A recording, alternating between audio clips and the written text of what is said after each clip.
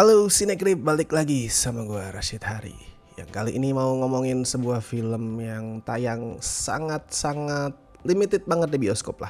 Limited banget, gue kemarin ngecek jumlah penontonnya dalam 2 hari juga nggak sampai 500 orang karena emang layarnya dikit banget. Tapi kalau misalkan ini film tayang di kota lu, jam berapapun tonton. Soalnya ini bisa dibilang adalah film yang paling penting tahun ini. Yaitu ada pemenang Best Documentary Feature di Oscar kemarin, alias film dokumenter terbaik yang punya judul No Other Land. Ini dokumenter yang menceritakan kondisi di Palestina ya. Sebenarnya ini nanti bakal tayang di Klik Film sih. Pasti akan masuk Klik Film. Tapi kalau di kota lu masuk, sekali lagi tonton, please. Satu ya, kapan lagi deh lu nonton dokumenter panjang di bioskop? Jarang loh dokumenter masuk. Pemenang film dokumenter terbaik Oscar tahun-tahun sebelumnya juga nggak masuk bioskop, kecuali tayang di streaming misalnya. Jadi kapan lagi lu bisa nonton dokumenter pemenang Oscar pula? Dan yang kedua adalah temanya itu penting banget. Dan tahun lalu sebenarnya gue udah sempet nonton No Other Land juga sih di JAV. Cuman waktu itu kondisi agak-agak kurang fit ya, karena you know lah, nonton festival itu sehari mungkin bisa 3 film. Di usia segini tuh udah nggak terlalu kuat-kuat lagi untuk nonton 3 film sehari. Jadi pada saat nonton No Other Land di JAV waktu itu kayak nggak ngerasa bisa mengulas film itu dengan maksimal. Walaupun gue bisa aja sih ngomong, ayo ini film masterpiece lo, nonton semuanya, Free Palestine dan lain-lain, biar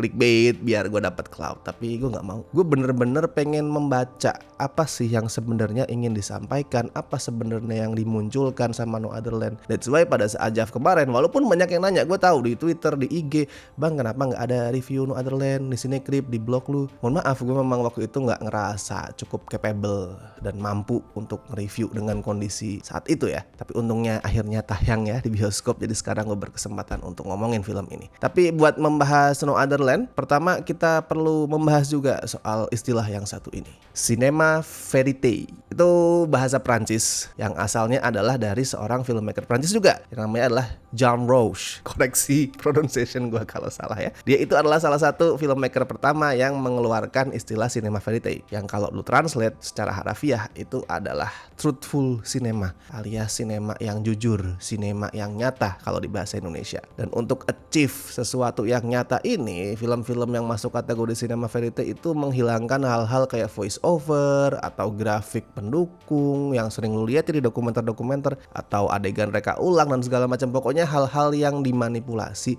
hal-hal yang artificial itu dihilangkan. Gak ada lu ngelihat adegan khas film dokumenter, yaitu talking head interview. Itu istilahnya talking head ya, yang ada orang ngobrol terus kelihatan mukanya di film-film dokumenter. Gak ada itu adegan-adegan kayak gitu. Yang ada cuman rekaman-rekaman realita yang disusun jadi satu. Karena tujuan dari Cinema Verite adalah menampilkan realita, bukan opini orang, bukan narasi yang nantinya bakalan menggiring persepsi penonton, tapi realita. Udah, gue merasa perlu ngebahas itu. Soalnya No Other Land adalah termasuk Cinema Verite juga. Dia nggak pakai voice over, nggak pakai grafik, nggak pakai adegan-adegan reka ulang buat memperjelas situasi atau wawancara ke ahli misalkan ya. Udah, kita cuman ngeliat rekaman tentang kondisi di sana. Dan dari awal ini udah sangat menusuk banget. Ini film udah menusuk banget dari awal. Dari kalimat yang diomongin sama salah satu sutradaranya. Jadi sutradaranya kan ada 4 ya di sini ya. Basel Adra, terus Hamdan Balal, Yuval Abraham, sama Rachel Shore. Nah, yang jadi corong utama kita adalah si Basel sama Yuval. Itu ada di awal film. Basel tuh ngomongin sebuah kalimat yang gak akan pernah gue lupain. Gue gak tahu di bahasa Palestina ngomongnya gimana ya,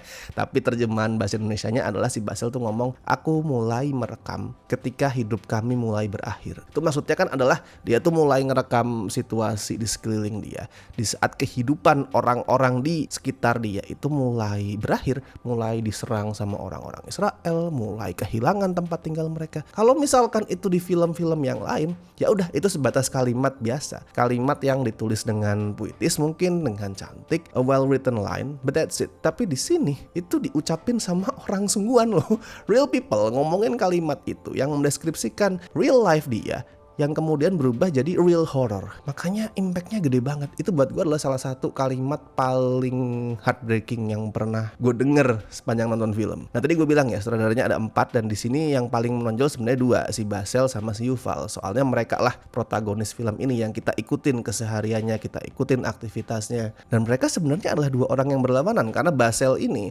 adalah aktivis muda Palestina yang vokal ngelawan pengusiran yang dilakuin sama tentara Israel terhadap warga Masa Feryata. Dan di sisi lain si Yuval adalah jurnalis dari Israel yang menentang agresi yang dilakuin negaranya sendiri. Ya mereka adalah dua sosok yang berlawanan kalau dari asal mereka ya, tapi di sini mereka berdua bersatu. Gue inget banget tuh ada adegan di saat si Yuval lagi debat sama salah satu tetangganya Basel. Tetangganya Basel tuh ngomong, "Oke, gue tahu kalau lu itu peduli, lu itu baik, tapi yang hancurin tempat tinggal kami ini adalah kerabat-kerabat lu. Gimana gue bisa berteman dengan ringan bareng sama lu ngobrol kalau misalkan kerabat-kerabat lu itu menghancurkan rumah kami, dan kayaknya orang-orang di sini juga mulai nggak suka sama lu." Dan di sisi lain Yuval menyangkal karena dia ngomong, gimana lagi, gue orang memang lahir di Israel, tapi yang penting kan gue mengutuk juga perilaku negara gue sendiri. Nah di situ mereka debat tuh. Tapi kemudian nongol tuh bawa bapak lagi satu lagi nanya, "Kalian lagi ngapain sih berisik-berisik?"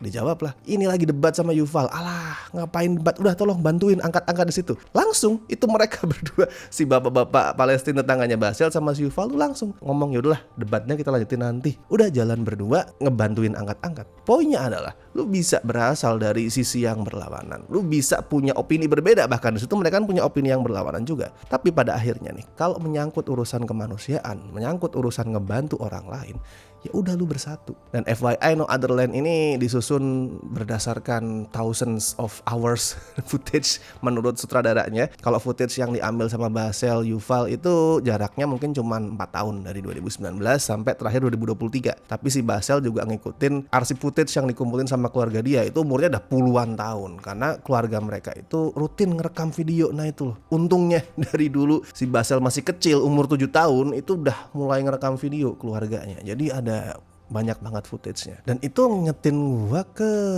omongan seseorang. Seingat gue yang ngomong adalah duta besarnya Palestina untuk PBB ya, correct me if I'm wrong. Kalau nggak salah yang ngomong beliau, Riyad Mansur. Dia itu sempat ngomong kalau serangan Israel ke Palestina adalah the most documented genocide in history. Genosida yang paling terdokumentasi sepanjang sejarah. Dalam arti ini yang rekam banyak banget. Beda kayak misalkan genosida lain dulu tahun 40, tahun 30 kan kita cuma dengar dari buku sejarah, dari cerita-cerita, dari rekaman yang itu jumlahnya juga nggak banyak, kualitasnya jelek. Tapi kalau genosida ke Palestina ini, rekamannya banyak banget kan. Berita ada, citizen journalism ada, ini sekarang film juga ada. Jadi udah nggak ada ruang untuk lu menampik, ada itu genocide. No, ini adalah the most documented genocide in history. Dan No Other Land semakin membuktikan itu. Kita diliatin footage dari tahun nggak tahu tahun berapa tuh ya, 20 tahunan yang lalu sampai sekarang. Dan di sini kita tuh kayak bener-bener dibawa langsung ke tengah panggung genosida itu. Dan salah satu yang paling shocking jelas ya pas ada tetangganya Basel yang namanya Harun, itu dia mencoba menghalau tentara Israel kan, "Jangan usir rumah kami," dia ngomong gitu. Terus tiba-tiba ditembak, jatuh, nggak meninggal awalnya, tapi badan dia tuh lumpuh sebelum kemudian meninggal beberapa tahun setelahnya. Soalnya luka dia itu nggak pernah benar-benar sembuh, infeksi, karena kan rumahnya orang-orang Masa Feryata itu diusir tuh, dihancurin, dan mereka harus tinggal di gua. Anjir, lu bayangin tinggal di gua. Dan si Harun ini dengan kondisi luka parah kayak gitu harus tinggal di gua, ya infeksi. Tapi hal yang berkesan di No Other Land ini bukan cuma hal-hal yang berkaitan sama kekerasan doang ya. Yang di luar itu juga banyak yang berkesan. Misal kita dikasih lihat rekaman, nggak tahu gua tahunnya berapa, mungkin gua yang kelewat, tapi pada saat itu pasti Basel masih kecil, masih SD kalau nggak salah. Tuh Tony Blair sempat datang. Pada saat itu dia masih jadi Perdana Menteri Inggris ya. So mungkin itu sekitar tahun 98, 99 atau 2000 awal. Sekitar itu kan Tony Blair jadi Perdana Menteri. Nah, waktu itu Tony Blair datang karena dia tertarik sama usaha orang Masa Feryata itu ngebangun SD, ngebangun sekolah. Padahal di situ tentara Israel tuh berusaha untuk mempersekusi mereka, ngancem, "Awas lu berani ngebangun sekolah."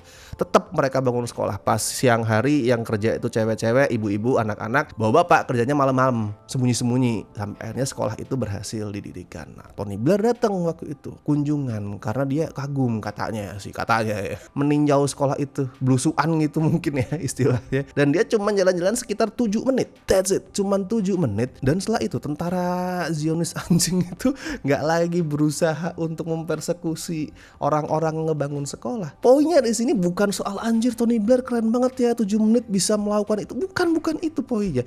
Poinnya adalah orang-orang yang punya kuasa di dunia ya, orang-orang kayak Perdana Menteri United Kingdom kayak Tony Blair, atau mungkin Presiden Amerika sekalian, itu sebenarnya kalau mereka mau do something, mereka nggak usah repot-repot. Mereka cuma datang tuh ya, kayak Tony Blair tuh datang, mondar-mandir belusukan 7 menit 10 menit dan mereka bisa melakukan perubahan. Nggak usah lu angkat senjata langsung ikut perang atau lu berkorban nyawa, nggak usah. Lu cuma dateng mondar-mandir and you can do something, tapi tetap gak dilakuin. Poinnya di situ. Sama ini yang menarik juga nih, kalau lu memandang No Other Land dari segi filmis manapun ya, editing misalkan, storytelling, sinematografi, apapun itu, mungkin banyak yang nggak sesuai sama kaidah-kaidah filmmaking, banyak banget sebenarnya. Tapi gue nggak mempermasalahkan itu. Kenapa? Lu bayangin, ini sutradaranya setiap hari mereka itu mempertaruhkan nyawa, mereka bisa mati tiap hari, dan mereka tetap bikin film ini. Film ini bisa jadi dokumenter panjang 95 menit durasinya. Itu aja udah keajaiban. Nggak perlu lu memusingkan ini kenapa sinematografinya seperti ini, editingnya lompat-lompat, storytellingnya arahnya kemana, itu nggak perlu lu pusingin. Ini film bisa ada, itu udah keajaiban. Dan lagi gini deh, lu nggak perlu mikirin tetek bengek teknis bla bla bla, was, itu nggak perlu lu pikirin. Soalnya ada yang jauh lebih penting. Di sini lu ngeliat nih, orang-orang anjing-anjing itu dari Zionis anjing itu nggak cuman ngehancurin rumah. Pas orang-orang lokalnya, orang-orang Palestina itu mau membangun rumah mereka lagi yang baru, itu aja peralatannya dicolongin. Mereka nggak punya chance untuk membangun kembali. Terus kemudian mereka dilarang untuk nyetir. Yang paling parah, sumber air mereka dirusak. Air itu hak paling mendasar umat manusia ya. Oke, misalkan lu gak boleh nyetir, ya tetap bisa hidup. Tapi lu gak punya air, ya lu gak bisa hidup. Artinya apa? This is genocide. Kita lagi melihat sebuah genosida yang kayak tadi dibilang ya, the most documented genocide in history. Gak penting lagi itu tetek bengek teknis yang tadi gue bahas. Ini adalah film paling punk rock sepanjang sejarah, anjir. Ini keren. Jadi pokoknya gas lah mau tonton bioskop. Kalau skor buat No Other Land, ya bisa lah. Gue kasih 8 dari 10. Jadi silakan langsung lu tonton sekali lagi. Ini dikit banget jamnya. Jadi kalau misalkan di kota lu ada, jangan lu tunda-tunda. Udah, kapan lagi lu bisa nonton film sepenting ini dan sekeren ini, dokumenter pula di bioskop. Jadi silakan ditonton. Dan buat yang nonton silakan bagiin review lu, bagiin dukungan lu soal film ini di kolom komentar, karena sampai detik ini ya, No Other Land itu belum punya distributor di US. Padahal dia adalah pemenang Oscar, man. Fucked up banget. Jadi silakan tuliskan review kalian, dukungan kalian di kolom komentar. Isi juga review di scorefilm.com. Itu gue lihat masih dikit yang isi, ya wajar sih karena filmnya tayangnya limited banget ya. Tapi silakan diisi kalau udah pernah nonton. Dan seperti biasa gue ingetin, kalau yang ingin join membership Cinecrip silakan join sesuai dengan tier yang menurut kalian paling cocok untuk kalian. And thank you so much buat yang sampai detik ini masih join membership, terutama beliau-beliau ini ya dari tier Besti dan La Familia. Makasih banget. Semoga di bulan puasa ini kalian mendapatkan pahala sebesar-besarnya. Tier sobat juga sama. Oke, dan kalau gitu gue Rashid Hari. Sampai ketemu di review-review berikutnya.